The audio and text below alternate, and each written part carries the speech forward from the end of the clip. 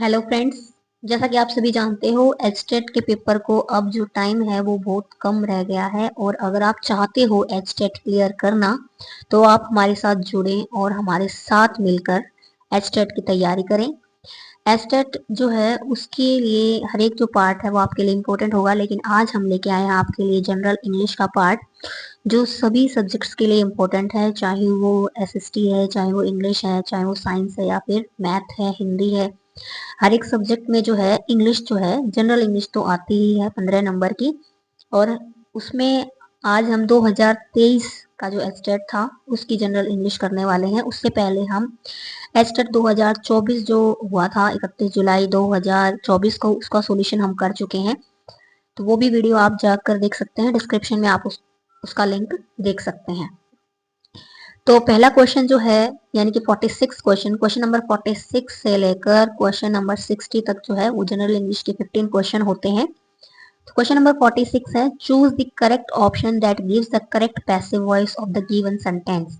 ठीक है, यानी कि वॉइस और नरेशन ये तो आपको देखने को मिलेंगे, इसके लिए मैं एक सेपरेट वीडियो भी बना दूंगी। आपका एक भी जो वॉइस या नरेशन से क्वेश्चन गलत नहीं होगा। तो यहाँ देखिए, have they done the work. Voice जब हम चेंज करते हैं तो हमें सबसे पहले ध्यान देना है यहाँ पर हमारा सब्जेक्ट क्या है और ऑब्जेक्ट क्या है। एक चीज हमें ये ध्यान देना है कि इंटेरोगेटिव सेंटेंस है तो हमारा जो वॉइस चेंज होगा उसके बाद भी हमारा सेंटेंस क्या रहेगा, इंटेरोगेटिव ही रहेगा। फिर हमें देखना है कि द वर्क यहाँ पर अब फिलहाल ऑब्जेक्ट है तो इसको हमें सब्जेक्ट बनाना है, और इंटेरोगेटिव है तो द वर्क के साथ जो वर्ब आएगी वो अब आएगी सिंगुलर, यानी कि अब हैव नहीं आएगा, क्या आएगा, हैज आएगा। दूसरी बात हमें ये ध्यान रखनी है कि हम टेंस चेंज नहीं करेंगे। अगर हमारा टेंस इसमें प्रेजेंट है तो हमारा वॉइस चेंज होने के बाद भी टेंस क्या रहेगा, प्रेजेंट। जो कि हैड और जो विल है, हैड जो है पास्ट टेंस की वर्ब है और विल जो है फ्यूचर वर्ब है। तो यहाँ पे हमारा हैज वाला ऑप्शन नंबर 2 है राइट। ठीक है, फैक्ट के साथ समझना है, हर एक चीज को रटना नहीं है, समझ के याद करेंगे तभी जब आप जाके एस्टेट क्लियर कर पाएंगे। सेकंड क्वेश्चन है, choose the option that gives the correct meaning of the phrasal verb. ठीक है, फ्रेजल वर्ब यहाँ पे है टर्न आउट।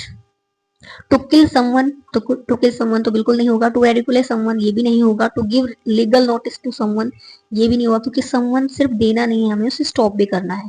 तो यहाँ पे जो ऑप्शन नंबर 1 हो जाएगा हमारा, टू एविक्ट समवन, वो हो जाएगा राइट आंसर। तो फ्रेजल वर्ब जो है आपको इस पार्ट में देखने को काफी मिलेंगे, तो आपको फ्रेजल वर्ब्स भी हैं वो एक बार देख लेनी है। Fill in the blank with the most appropriate modal auxiliaries. ठीक है, मॉडल एक्सिलरी आपको फिल करनी है। तो मॉडल्स जो होते हैं उनके साथ हमेशा वर्ब की फर्स्ट फॉर्म यूज करते हैं। दूसरा जो मॉडल्स वर्ब होते हैं वो आपके मूड यानी कि इमोशंस को सेंटेंस में दिखाते हैं। तो यहाँ पे सेंटेंस है, your mother is seriously ill, कि आपकी जो मदर है वो बीमार है। You dash leave for home at once, obligation. Obligation यानी कि जिम्मेदारी, और जिम्मेदारी जो होती है वो आपको निभानी ही पड़ेगी। तो वहां हम जिम्मेदारी निभाने की जो बात करेंगे तो मॉडल देखो, नीड, नीड होता है नेसेसिटी से रिलेटेड। माइट होता है नेगेटिविटी यानी पॉसिबिलिटी, यानी कि बिल्कुल ना के बराबर लिटिल पॉसिबिलिटी हो, वहां पे हम माइट यूज करते हैं। कुड जो होता है वो पास्ट हैबिट के लिए भी यूज किया जाता है और कैपेबिलिटी के लिए भी यूज किया जाता है और फॉर्मल परमिशन के लिए। तो यहाँ पर आपका जो राइट आंसर हो जाएगा मस्ट, क्योंकि ऑब्लाइजेशन जहाँ पे आ जाए वहां हम मस्ट करेंगे, और अगर सजेशन हो तो हम शुड करेंगे। नेक्स्ट क्वेश्चन पे चलते हैं, choose the option that gives the correct meaning of the given phrasal verb. देखो एक और फ्रेजल वर्ब आ गई यहाँ पे, सेंड फॉर। सेंड का मतलब होता है भेजना, फॉर मतलब किसी को बुलावा भेजना। तो सेंड फॉर जो यहाँ पे फ्रेजल वर्ब है उसका मीनिंग हो जाएगा कॉल समवन इन। ठीक है, ऑप्शन नंबर 3। नेक्स्ट क्वेश्चन पे चलते हैं। Next question, question number 50, change the narration to reported speech and choose the right option. Narration क्या होती है, अगर हम नरेशन वो सेंटेंस होते हैं जो किसी की कही हुई बात को एज इट इज हम रिप्रेजेंट करते हैं, तो उसको हम नरेशन बोलते हैं। अब नरेशन चेंज करना यानी कि एक उस बात को एज इट इज रखना, एक दूसरा अपने शब्दों में बोलना। तो इसके भी कुछ रूल होते हैं, तो वो आपको सेपरेट वीडियो मिलेगी, उसमें आप बड़े ही अच्छे से नरेशन सीख पाएंगे। तो आई सेड टू हिम, जहाँ पे सेड टू होता है उसको हम टोल्ड में चेंज करते हैं। ठीक है, और सेड से हमें पता लगा लिया कि वर्ब की सेकंड फॉर्म है, इट मीन्स यहाँ पे पास्ट टेंस है। Do you know when she will go home. अब यहाँ देखिए, डू यू, हेल्पिंग वर्ब से क्वेश्चन स्टार्ट हो रहा है और लास्ट में क्वेश्चन मार्क भी है। मैंने आपको वॉइस से जब किए करवाए थे तब आपको बताया था कि अगर आपका सेंटेंस इंटरोगेटिव है तो वॉइस चेंज होने के बाद भी इंटरोगेटिव रहेगा, जबकि नरेशन में यहाँ देखिए किसी भी ऑप्शंस में अगर इंटरोगेशन है तो इट मीन्स वो रॉन्ग आंसर होगा। नरेशन में क्या होता है, अगर आपका सेंटेंस इंटरोगेटिव है, ठीक है, डायरेक्ट स्पीच में, तो जब उसको इनडायरेक्ट में चेंज करेंगे तो वो इंटरोगेटिव नहीं रहेगा, ये आपको ध्यान रखना है। तो ऑप्शन नंबर 4 को तो हम यहीं पे क्रॉस कर देते हैं क्योंकि यहाँ पे इंटरोगेशन है। उसके बाद नेक्स्ट क्वेश्चन है, I told him if he knew when she will go home. अब यहाँ देखिए सेंटेंस में क्या है कि इफ ही न्यू, अब यहाँ पे नो था और वर्ब जो सेंटेंस था वो हमारी जो पार्टी रिपोर्टिंग स्पीच की जो वर्ब थी वो पास्ट टेंस में थी, तो पास्ट टेंस में सेंटेंस का जो टेंस है वो चेंज होगा। मैंने यहाँ बताया था कि टेंस चेंज नहीं होगा, लेकिन वॉइस में टेंस चेंज नहीं होगा, लेकिन नरेशन में अगर रिपोर्टिंग वर्ब आपके पास्ट में है तो टेंस चेंज होगा अगर यहाँ पे टू है, ठीक है, यानी कि वर्ब की फर्स्ट फॉर्म है तो जब हम नरेशन चेंज करेंगे तो वर्ब की सेकेंड फॉर्म हो जाएगी इफ ही न्यू।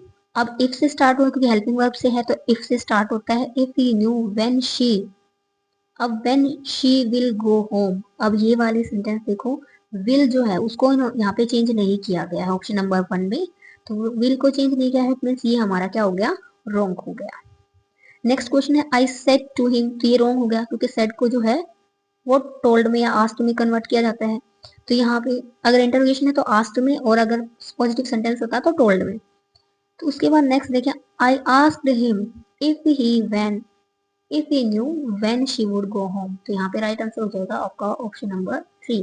मैंने आपको जस्ट पहले बताया था कि सेड टू को टोल्ड में चेंज करेंगे, लेकिन यहाँ पे ये ध्यान रखना है सेड टू को टोल्ड में हम तब चेंज करेंगे जब पॉजिटिव सेंटेंस हो, अगर इंटरोगेटिव सेंटेंस है तो सेड टू को हम आस्क्ड में चेंज करेंगे।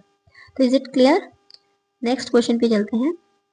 नेक्स्ट क्वेश्चन है आपका क्वेश्चन नंबर 51। सेंटेंस का जो which part of the sentence is incorrect, आपको इनकरेक्ट ढूंढना है। हैज सचिन, सचिन सिंगुलर है तो इसके साथ हैज बिल्कुल करेक्ट है। नॉट ब्रिक्ड, अब यहाँ पे देखो ब्रिक्ड, ब्रिक्ड वर्ब ही कोई एग्जिस्ट नहीं करती है, ब्रिक वर्ब का जो सेकेंड फॉर्म होगा वो होगा ब्रोक और थर्ड फॉर्म होगा ब्रोकन। तो यहाँ पे देखो नॉट ब्रिक्ड जो आया है तो यहीं पे आपकी एरर मिल गई है। The record held by Bradman who made 10,000 tons in his career, तो कौन से पार्ट में आपकी एरर मिल गई है, सेकंड पार्ट में जो है आपकी एरर यहाँ पर है, तो आपका ऑप्शन नंबर 2 हो जाएगा, सेकंड बी। नेक्स्ट क्वेश्चन पे चलते हैं, question number 52। Choose the correct option for the given one word, यहाँ पे वन वर्ड है सिनेक्योर, और सिनेक्योर का मतलब होता है an office with no work but high pay, यानी कि ऐसी जॉब जहां पर काम कम हो लेकिन आपकी जो पे है वो क्या हो, हाई हो, तो उसको बोलेंगे सिनेक्योर। ठीक है, सब कोई चाहते हैं भाई ऐसी जॉब, तो लेकिन उसके लिए आपके पास स्किल होना चाहिए, टैलेंट होना चाहिए, तभी आप ऐसी सिनेक्योर जॉब ले सकते हो। क्वेश्चन नंबर 53 है, fill in the blank with the most appropriate meaning of the underline idioms. यहाँ पे जो और सेंटेंस देखिए, Rakesh had to deal with all his problems by himself because he did not want to depend on his fair feather friends। ठीक है, fair feather friends जो idiom है उसका मतलब होता है ऐसे फ्रेंड जो जरूरत पड़ने पर काम नहीं आते, यानी कि आपके अच्छे वक्त में आपके साथ रहते हैं लेकिन आपकी जरूरत हो, आपके बुरा वक्त हो तो आपके साथ नहीं होते। तो ऐसे फेयर फीदर फ्रेंड से बचने के लिए राकेश चाहता है कि वो अपनी प्रॉब्लम खुद से सोल्व कर ले। तो ऑप्शन नंबर कौन सा हो जाएगा, देखो फर्स्ट ऑप्शन है friends who come from rich family, तो ये तो नहीं होगा। Friends who are loyal only during the time of success, ठीक है, तो ऑप्शन नंबर 2 जो है हमारा क्या हो जाएगा, राइट आंसर। ऑप्शन नंबर 3 देख लेते हैं, friends with whom one lived in one's college time और friends who no longer live with you, तो यहाँ पे जो आपका एज ए सेंटेंस के अकॉर्डिंग जो सही मीनिंग बैठता है वो आपका सेकंड ऑप्शन है, friends who are loyal only during the time of success. Next question पे चलते हैं, क्वेश्चन नंबर 54।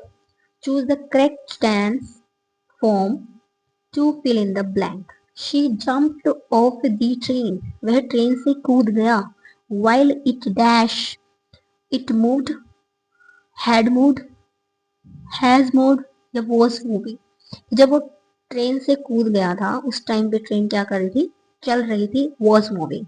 ठीक है, तो यहाँ पे हम यूज करेंगे पास्ट कॉन्टिन्यूअस टेंस। तो यहाँ पे हमारी जो एक करेक्ट फॉर्म हो जाएगी वॉज मूविंग। नेक्स्ट क्वेश्चन पे चलते हैं, question number 55। Choose the correct tense form to fill in the blank. The headmaster dash to meet you, कि जो हेडमास्टर है वो आपसे चाहता है मिलना। ठीक है, मिलना चाहता है, तो हेडमास्टर सिंगुलर है, तो इसके लिए अगर हम प्रेजेंट इंडेफिनिट फिल करते हैं तो आपकी वर्ब होगी वांट्स। ठीक है, क्योंकि प्रेजेंट इंडेफिनिट में थर्ड पर्सन सिंगुलर के साथ वर्ब की फर्स्ट फॉर्म के साथ एस या ईएस यूज करते हैं। ठीक है, तो वांट यहाँ पे रॉन्ग हो जाएगा, वांट्स यहाँ पे करेक्ट है, इज वांटिंग ये नहीं आएगा, और वॉज वांटिंग। जब कोई भी मतलब ऐसी जरूरत होती है जहाँ पे कोई इंटेंशन दिखाया जाता है तो वहां पे इंडेफिनिट ही यूज करेंगे, प्रेजेंट इंडेफिनिट। तो the headmaster wants to meet. ठीक है, ऑप्शन नंबर 2 जो हो जाएगा आपका राइट हो जाएगा। नेक्स्ट क्वेश्चन पे चलते हैं, fill in the correct option to fill in the blank. Dash had the police reached then the thieves fled. ठीक है, तो यहाँ पे आ जाएगा जैसे ही, मतलब पुलिस के पहुंचने से, यानी गैस नो सुनर, पुलिस पहुंची ही नहीं थी कि चोर वहां से भाग गया। तो यहाँ पे आंसर हो जाएगा आपका option number 2, no sooner. No sooner had the police reach then thieves fled. चोर को भागने में देर नहीं लगती, क्योंकि चोर हमेशा पुलिस के आने से पहले ही भाग जाते हैं। Choose the correct preposition to fill in the blank. Blank को फिल करने के लिए आपको करेक्ट पोजीशन, जो प्रीपोजिशन है वो यूज करनी है। प्रीपोजिशंस वो वर्ड्स होते हैं जो सब्जेक्ट ऑब्जेक्ट के बीच का जो रिलेशन है उसको स्थापित करते हैं। तो ऑप्शन नंबर 1 है बिटवीन। बिटवीन होता है हमेशा दो ऑब्जेक्ट्स के बीच में या दो सब्जेक्ट के बीच में, अगर किसी चीज को डिस्ट्रीब्यूट करना होता है वहां बिटवीन यूज करते हैं। अमंग जो होता है मोर देन 2 के बीच में। ठीक है, अगर कोई चीज डिस्ट्रीब्यूट करना है, डिस्ट्रीब्यूशन करना है तो मोर देन 2 है तो अमंग यूज करेंगे। बिसाइड, बिसाइड का मतलब होता है के अलावा। ठीक है, और अब बिसाइड का और अबाउट का मतलब होता है के बारे में। तो he told all about the incident, उसने इंसिडेंट के बारे में सब कुछ बता दिया। तो ऑप्शन नंबर 4 आपका राइट आंसर हो जाएगा। नेक्स्ट क्वेश्चन पे चलते हैं, choose the most appropriate preposition to fill in the blank. I am going home the day dash tomorrow. ठीक है, तो यहाँ पे देखो मैं घर जा रहा हूँ डे आफ्टर टुमारो, यानी कि परसों। ठीक है, तो यहाँ पे ऑप्शन नंबर 3 हो जाएगा आपका right answer after. Next question पे चलते हैं, choose the most appropriate preposition to fill in the blank. Mohan gazed dash the sky in the hope of rain at unto besides into. ठीक है, तो यहाँ पे देखो एट तो वैसे फॉर्मल इंग्लिश में हम एट यूज कर सकते हैं, at the sky in the hope of rain, लेकिन यहाँ पे जो राइट आंसर बनेगा इनटू द स्काई। ठीक है, इनटू द स्काई, क्योंकि जो गेज जब नजरें जब आसमान में ऊपर तक जाती हैं तो लैंड से अर्थ, यानी कि अर्थ से आसमान की तरफ, स्काई की तरफ जा रही है। तो यहाँ पे जो राइट आंसर होगा वो आपका इनटू होगा, नॉट एट। ठीक है, बिसाइड्स और अनटू तो हो ही नहीं सकता।